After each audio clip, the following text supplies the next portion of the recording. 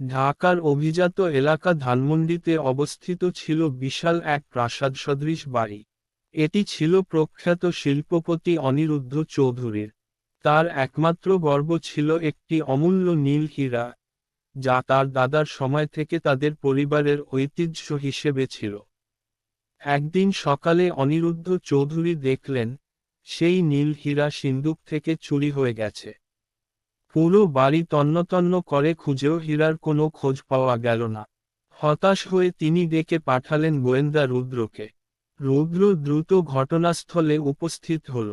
অনিরুদ্ধ বললেন, এই হীরাটি শুধু আমার পরিবারের ঐতিহ্য নয়, এটি আমার দাদার স্মৃতির সঙ্গে জড়িত। আপনি এটি খুঁজে দিতে না পারলে আমি শেষ হয়ে যাব। রুদ্র শান্তভাবে বলল, চিন্তা করবেন না, আমি সত্য উদ্ঘাটন করব। তবে আমাকে বাড়ির সবাইকে জিজ্ঞাসাবাদ করতে হবে। প্রাথমিক তদন্ত। বাড়িতে বাস করত ৫ জন। অনিরুদ্ধ চৌধুরী, তার স্ত্রী মালতী, তাদের মেয়ে রিয়া, কাজের লোক হরিপদ, গাড়ি চালক শফিক। রুদ্র প্রথমে সিন্দুক পরীক্ষা করল। তালা ভাঙার কোনো চিহ্ন ছিল না। এটি খোলার জন্য একটি চাবি প্রয়োজন, যা অনিরুদ্ধ ও তার স্ত্রী ছাড়া আর কারো কাছে ছিল না। প্রথম সন্দেহ, হরিপদ। রুদ্র হরিপদকে জিজ্ঞাসাবাদ করল, তুমি কাল রাতে কোথায় ছিলে? হরিপদ বলল, আমি আমার ঘরে ছিলাম। রাত 10টার পর আমি কখনো বাইরে যাই না। কিন্তু রুদ্র লক্ষ্য করল, হরিপদের হাতের আঙুলে কাচের মতো কিছু একটি আঁচড় লেগে আছে। তোমার হাতে কিভাবে এই দাগ হলো? হরিপদ ঘামতে শুরু করল। আমি জানি না, হয়তো কোনো কাজ করার সময় লেগেছে। রুদ্র বিষয়টি মনে রাখল। দ্বিতীয় সন্দেহ, রিয়া। রিয়া ছিল পরিবারের সবচেয়ে রহস্যময় সদস্য। সে খুব কম কথা বলতো এবং তার আচরণ ছিল অস্বাভাবিক। রুদ্র তাকে জিজ্ঞেস করল, তুমি কি জানো, নীল হীরা চুরি হয়ে গেছে? রিয়া বলল, আমি কিছু জানি না। আমি আমার ঘরে ছিলাম।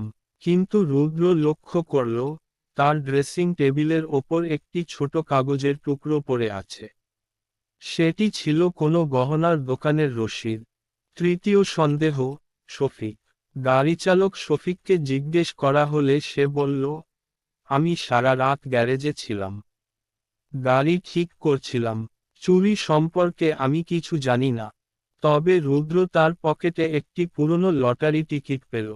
সেখানে একটি বড় অঙ্কের ঋণ পরিশোধের কথা লেখা ছিল।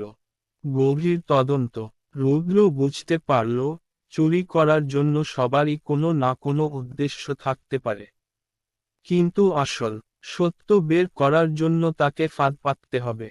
সে সবাইকে ড্রয়িং রুমে ডেকে বলল, আমি জানি, চোর এই বাড়ির মধ্যেই আছে। তবে আমি হীরাটি খুঁজে পেয়েছি। এটি এখন নিরাপদ স্থানে আছে। ফাঁদে ধরা পড়া। রাত্রে রুদ্র গোপনে বাড়ির সিসিটিভি ক্যামেরা পর্যবেক্ষণ করছিল। হঠাৎ সে দেখল, রিয়া চুপি চুপি সিন্দুকের দিকে যাচ্ছে। তার হাতে একটি ছোট চাবি। রুদ্র দ্রুত তাকে থামালো। রিয়া কেঁদে ফেলল এবং সব স্বীকার করল। আমি হীরাটি চুরি করেছি।